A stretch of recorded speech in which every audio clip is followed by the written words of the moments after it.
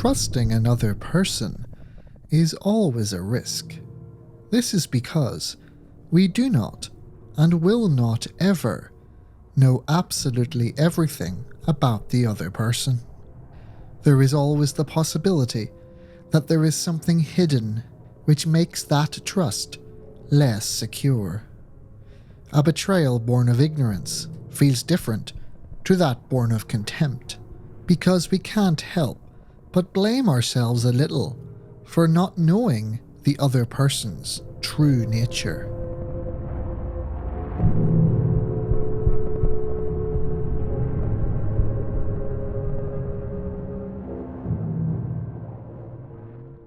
Judy is something else, you know.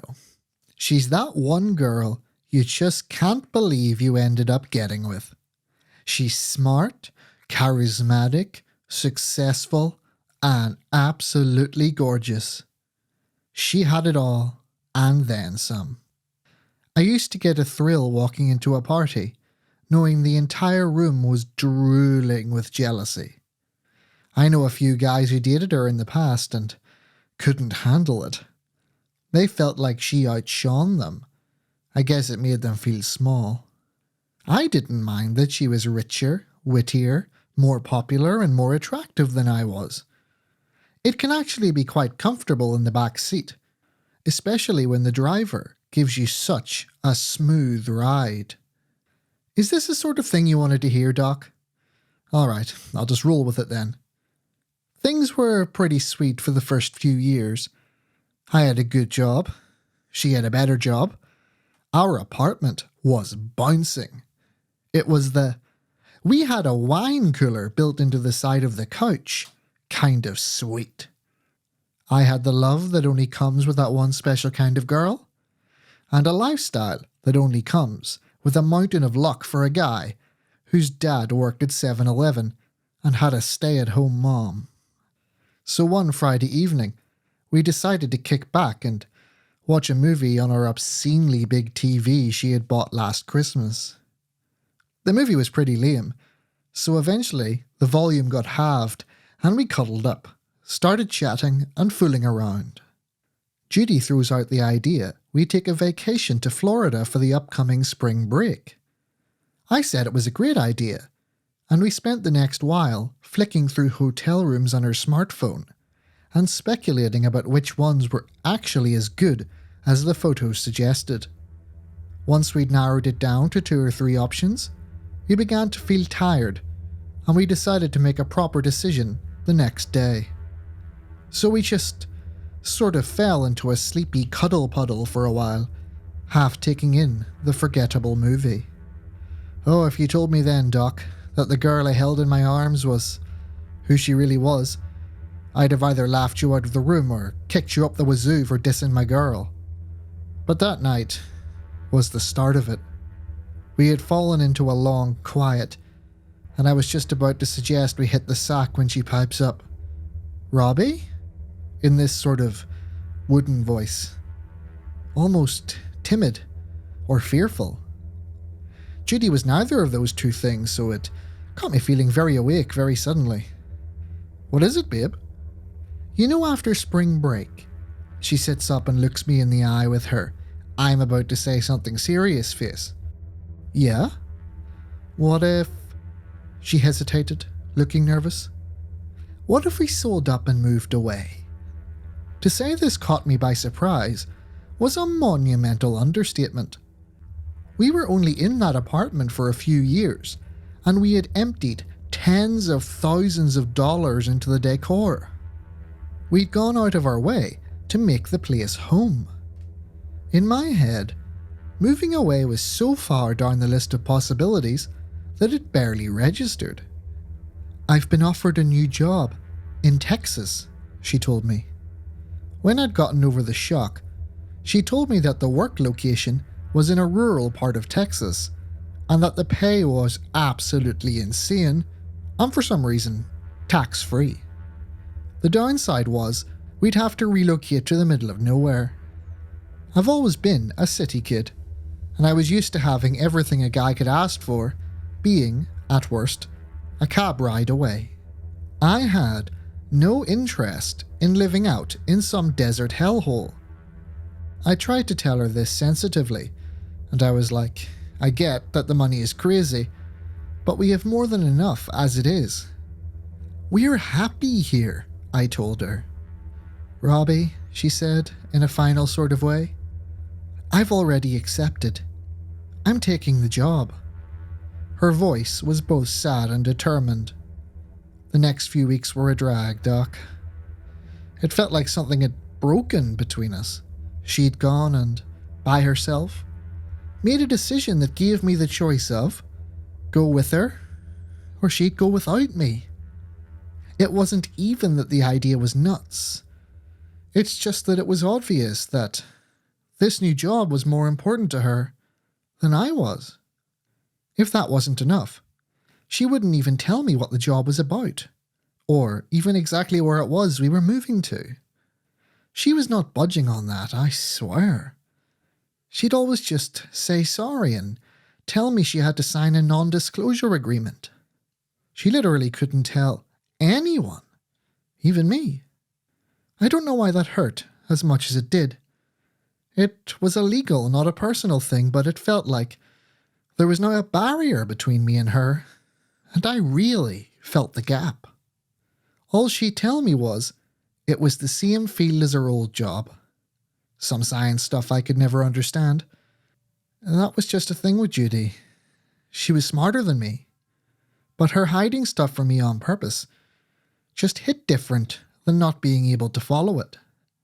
If I didn't get it, that was on me. She was still doing her part, being straight with me. The vacation at spring break was probably the most fake thing I've ever been through. Pretending to be happy. Pretending like everything was normal. It felt like being drowned inside my own body. I didn't want to think about the choice I had to make in the coming weeks, but that's all I could think about. So it just turned into me pretending I wasn't thinking about it. Is there more than one type of heartbreak, Doc? Because I felt heartbroken by this, but I still loved her.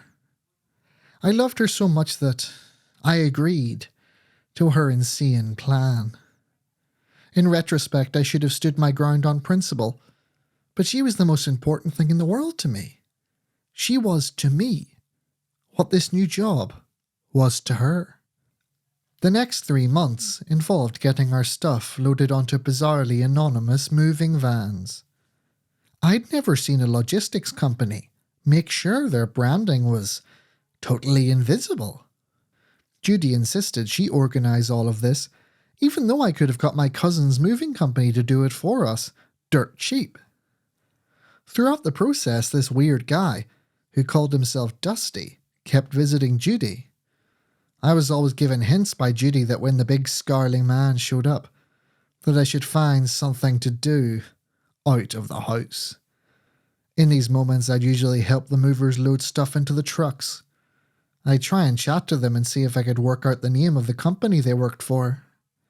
They were friendly enough, but they weren't saying a word. In fact, the way they worked was kind of weird too. They were unusually organised and orderly, and they looked like they were trying to look casual. It made me think of the military, the way one guy gave orders and the rest snapped to it. That felt off to me. The day finally came when it was time to leave for our new home. It felt like to me this was going to be my first day in prison. Every step I took, my feet wanted to stay stuck to the floor. When we got down to the sidewalk, I expected a cab to be there waiting to take us to the airport. Instead, there was an anonymous black sedan parked up, and as we came close, the window was rolled down, and Dusty's unsmiling face nodded at Judy. The trunk popped open on its own and we put our bags in. Dusty stepped out and opened the back passenger door for me. I got in. Unusual for him to be so polite. When I sat down, he slammed the door shut. I noticed that there was a solid glass barrier between the front and the back seats. I waited for a bit for Judy to get in, and when she did, it was in the front, with Dusty. She glanced back and smiled at me. To my dismay, I noticed that the barrier was soundproof. We set off on a 4-hour-long journey, which left me sat there in the back, silent and alone. At some point I must have fallen asleep, because 1 minute we were driving down a highway. Then I started smelling something heavy and sweet in the air, and the next thing, the car was stopping between a few blocky square buildings, punctuated with barbed wire fences and soldiers in military fatigues. Before I had a moment to gather myself, Dusty pulled the passenger door open to let me out. I sat there, blinking like an idiot. "It's okay, Robbie. We're just getting our flight," Judy said, her voice soft as she walked into view. At her encouragement, I stumbled groggily out of the back seat. Judy hooked me around the arm. "Come on," she said, and pulled me along, following Dusty. 2 soldiers had taken our bags and came along behind us. My brain was feeling really foggy, and every time I try and ask her where we were and what was happening, she just squeezed my hand and tell me not now, we've got to get on the plane. We did get on a plane, but it wasn't a passenger jet. It was a small and rugged-looking military craft with 2 engines. The airfield was open enough that I could see the austere watchtowers and radar domes of a military airbase spread out in front of me. Dusty led us straight up the stairs, protruding out of the plane, and inside. There I was, sat in a rough sponge seat at the back, this time thankfully, beside Judy. There were no windows in the cabin. After a short while, the engine started up and I felt the forces of takeoff pushing me back into the chair. Judy rested her head on my shoulder. However, I felt about as separated from her as if a soundproof barrier were still set up between us. I knew it would be hot in the Texas desert, but that feeling of the cabin door opening and the desert air blasting in felt like I just opened an oven. I was immediately doubtful I could stick living in such a climate. When we got off, it was about 6 p.m, and there was absolutely nothing around except for yellow hard-packed ground and hardy desert scrub surrounding the dirt runway. Dusty led us towards a military truck which was waiting for us, and we hopped inside. I noticed that the windows in the passenger seats had been blacked out, and another divider separated us from the front seats. "Security, it's just how it is," Judy would say when I asked her what it was all about. What were we walking into? I was expected to live out in this place after all. Some sort of transparency would have been nice. After about 10 minutes of driving, we had arrived at our destination. Surely they couldn't somehow keep my new home secret from me. I had to live in it. When I got out, I was well and truly stunned by what I saw. Planted in the middle of the endless nowhere was a great rectangle of somewhere. Buildings everywhere, trees, greenery, artificial rivers and canals, streets, pubs, outdoor seating areas, and people. Lots of people. There was a full-blown, vibrant town right in the middle of the desert. "We'll get a cab from here," Dusty said, his voice as blank as white chalk. The military vehicle drove away. We walked along a sidewalk, my mouth agape, and Judy seemed away in a world of her own. We reached the entrance to the town. Over the road into the town was an arch-shaped sign. It said in cheerful green cursive, "Welcome to New Los Alamos." "I've never heard of this place," I said, thinking that such an out-of-place little oasis as this ought to have some level of fame. "Nobody has," Judy said to me. She went on to explain that this was a secret government-run project or something. This was a place for you to do stuff you didn't want to end up on the front page of the New York Times. And New Los Alamos was a town they built from the ground up to house the select few who worked on such things, along with their families. When we walked into the town, it was like there was no such thing as the desert. The only word which came to mind was lush. The place was lush. I began to think that perhaps this wasn't such a bad idea after all. For the first 3 months, I was blinded by the novelty of it all. We were given a small but luxurious house in the residential district, simply known as the neighbourhood, which was soon packed full of our belongings and looked very much like the apartment we left behind. I was given a job at the new Los Alamos bank, the exact same type of job I did before, except this bank didn't officially exist. Its job was to manage the absurd amount of funding that was pumped into the place by the government and other anonymous donors. The leisure district offered perks which were simply off the charts. You got a monthly stipend simply to buy stuff like alcohol, entirely separate from your salary, which, I might add, was 3 times the size of my previous one. There was a water park, a 3D cinema with seats which moved and vibrated with the films. There were bars, nightclubs, and swanky cafes. There was also an open-air public swimming pool, an enormous gym, and plenty of gorgeous walks along various canals and artificial lakes. It felt like being permanently on vacation. The retail district was full of top-of-the-line fashion brands, luxury grocery outlets, and any store you can think of. There was even a Taco Bell, which I was grateful for. Judy would spend a good chunk of her free time there shopping for shoes or whatever. She was now earning a salary so large, I lost track of how much she was worth. It just became abstract after a while, but it seemed to translate into 1,000,000 pairs of shoes. Now, there was a catch. This glamorous living town was just a glittering cover for the fact that most people living here had no idea what the place was actually for. The vast majority of the population were the families of those working in the so-called works district, which was strictly off limits to everyone else. The people who worked there had the nickname in the nose, and those who didn't were called in the darks. Judy wasn't in the know, and every morning at 8:35 a.m. sharp, a minibus would stop at the end of our street, and all of the in the knows would get on and disappear off to the works district, only to be dropped off again at the same place at 5:25 p.m. I learned very quickly, you didn't ask an in the know what they did at work. In fact, if you made a habit of trying to get in some questions while at the bar or out at dinner with some neighbours, very soon you'd be seeing suited personnel, I guess from the works district, parked across the street from you, or following you at a distance when out for your evening jog. If you really got too nosy, they might even randomly pull you aside and gruffly question you about what you were doing and where you were going, multiple times a day.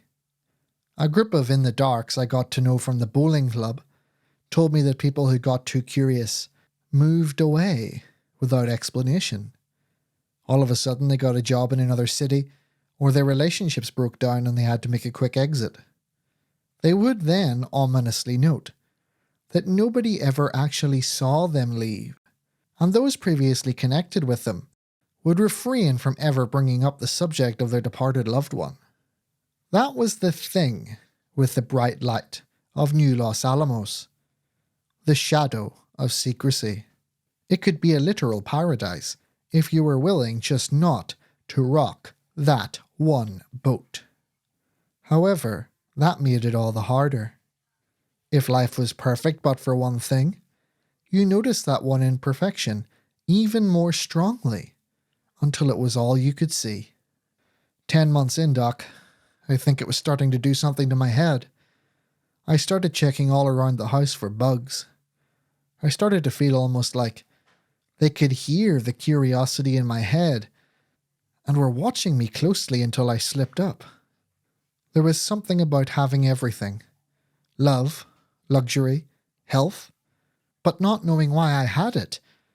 It started to claw at the back of my skull. I didn't trust the place. I didn't trust Judy anymore. Just what was so worth hiding that they needed to bribe people like me to not take an interest? How could I love a woman or a life whose real purpose was hidden from me? Life at New Los Alamos really was a lie. One Friday evening, 18 months into life in NLA, Judy and I were curled up on the couch watching a pretty boring movie on our oversized TV. We were pretty tired, so we were just vibing, not really paying much attention to anything.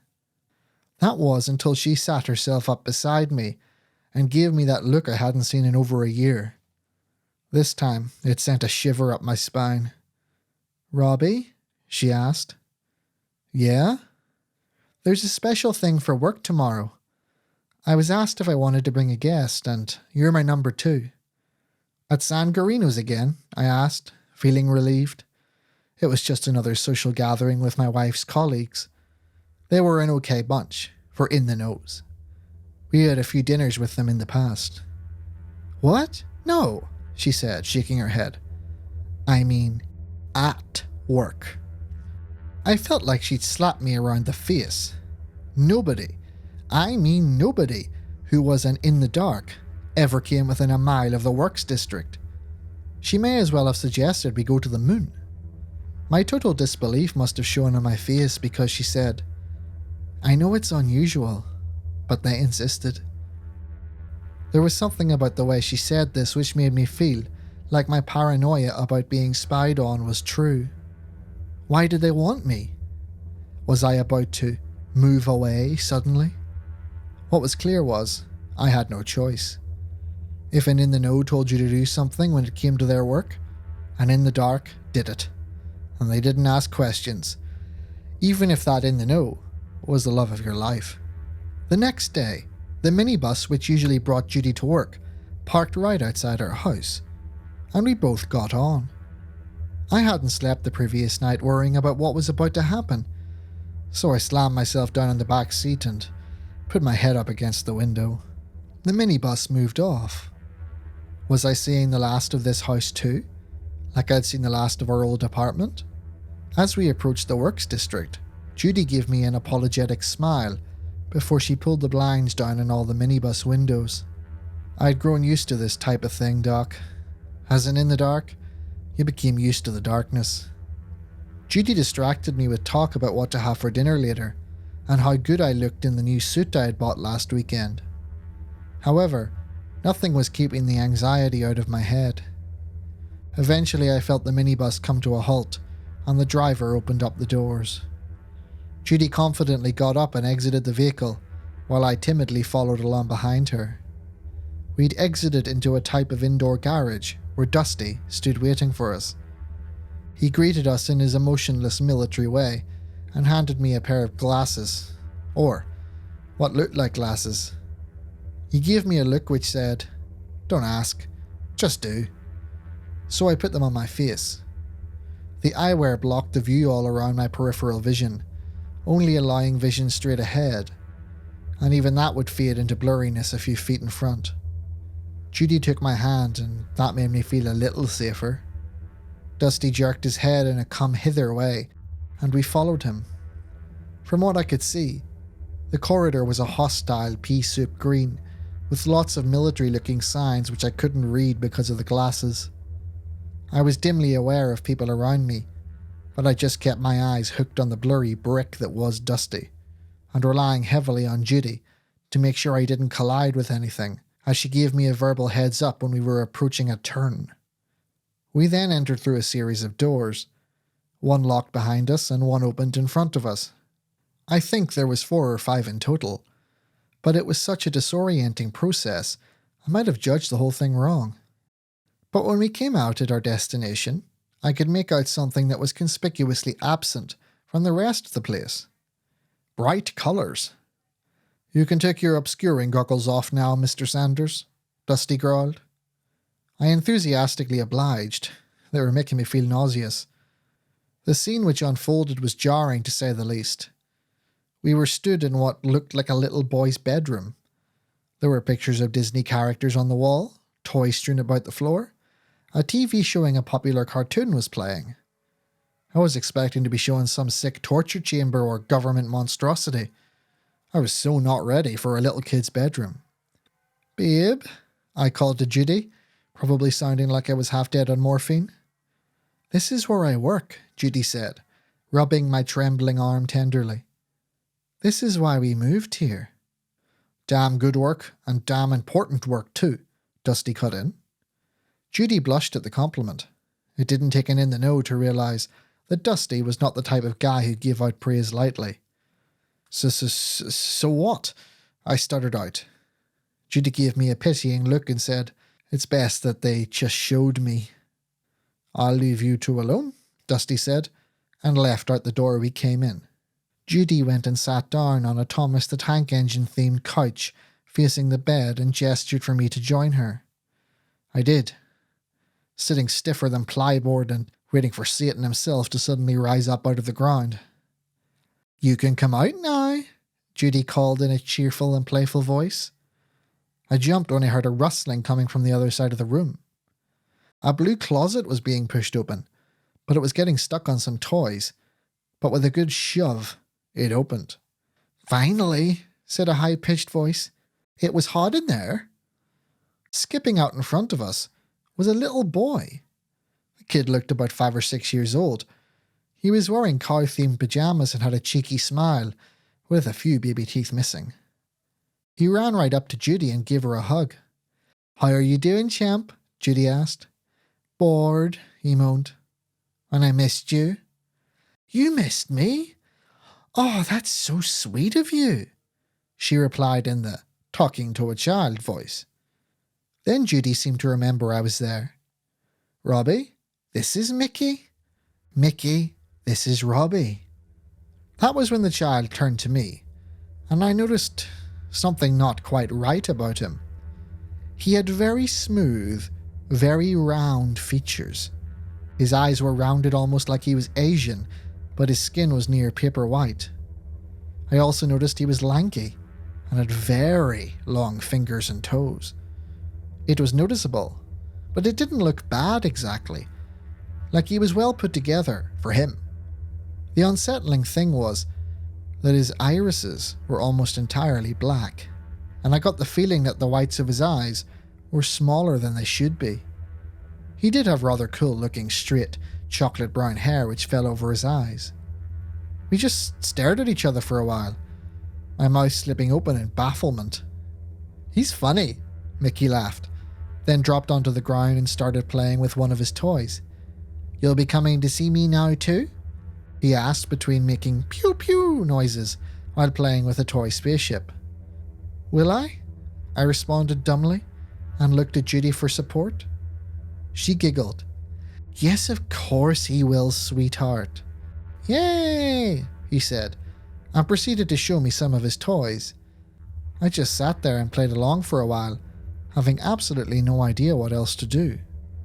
So by the end of it, I was acquainted with his Lego set, selection of stuffed toys, and his obviously beloved tablet computer full up with games for him to play. Then Judy got up and pulled me after her. She told Mickey not to worry. The grown-ups just had to go and talk in another room. We exited the bedroom and met Dusty, who brought us into a series of offices and then into an observation room. One wall was full of screens showing video feeds from different angles of the child's bedroom. The other side was a weird set of metal drawers. Judy and Dusty looked at me, seemingly waiting for my reaction. "What's wrong with that kid?" I blurted out, just letting loose the predominant thought in my head. "Nothing, Mr. Sanders," Dusty said crisply, walking towards the back wall. "He just had unusual parents." Dusty then smashed his hand on a button on the wall, and 2 of the drawers slid out, revealing a see-through casing. Internal lights flashed on, illuminating the drawer's contents. There were 2 dead bodies. The one on the left was a young woman who had a large open wound on her stomach, and the other was half a body. It was only the upper part of a torso and a head, and what there was seemed shriveled. It had a bald, elongated head, grey crinkled skin, and enormous, empty, almond-shaped eye socket. "It's an ET," I blurted out, well and truly flummoxed, and starting to question whether I was having some sort of mental breakdown. I thought I'd have been sent to the shrink for that instead of this, Doc. Oh, Robbie, Judy said, rolling her eyes. No, Mr. Sanders, Dusty explained. This specimen is very much from planet Earth, albeit from a long time ago. The US military has had for a long time good reason to believe a private organization has been attempting to create artificial human beings that they can use as entirely obedient and intelligent slaves. Judy helped me into a nearby chair as I responded to what I was hearing with a pitiful bleating noise. We had no proof of this, however, until we successfully recovered this specimen on a special operation 6 years ago in Russia. We believe that this sick cult excavated the body from a volcanic region in Ethiopia. They then attempted to extract its DNA and infuse it with a human embryo. He gestured at the body of the woman. We suspect they implanted the embryo inside this woman. The pregnancy was carried to term, and when our agents breached the facility, she was already dead. We retrieved the 2 corpses, and 1 living infant. He just had his 6th birthday, last Tuesday, Judy piped up. Oh well, we don't know for sure what day he was born, but that's our best guess. Mickey is an invaluable asset to our country, Mr. Sanders. This is why we need you, Dusty said. I nearly fell off my chair. Me? The hell you need me for? I'm not a scientist or whatever. No, Robbie, Judy said, putting her hand on my knee and looking at me. Her eyes were shimmering with intensity. We don't need another scientist. We need something else that we think you'd be the best at. What? I blubbered at her. She kissed me on the cheek and grabbed my hand tightly. A father.